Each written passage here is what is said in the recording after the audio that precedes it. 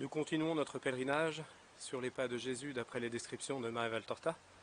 Nous sommes ici à la sortie du désert de Judée où Jésus même a subi les tentations. Donc pour nous guérir des 3 concupiscences, Jésus a résisté 3 fois à la chair, à l'avidité et à la tentation de l'orgueil, de défier Dieu.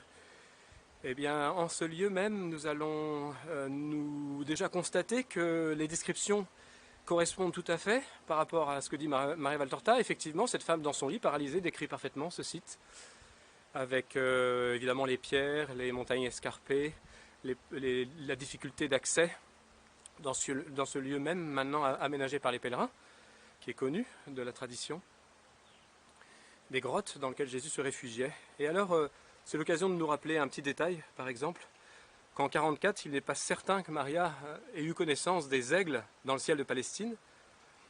Et pourtant, à maintes reprises, elle fait mention de ces rapaces dans l'évangile tel qu'il m'a été révélé comme d'un animal familier de cette contrée. En effet, dans le désert de Judée, Jésus dit « J'avais à mon service les aigles qui me disaient « Il fait jour » avec leurs cris sauvages quand ils partaient en chasse. » Parfois, on peut les entendre au loin. Eh bien, dans ce lieu même où Jésus a fait pénitence, eh bien, nous allons nous rappeler combien il est important de faire pénitence à travers ces 2 phrases. Jésus dit, à un moment donné, les pharisiens demandent à Jésus, mais en fait, des gens ont péri, mais c'est parce qu'ils étaient plus pécheurs que les autres. Et Jésus dit, non.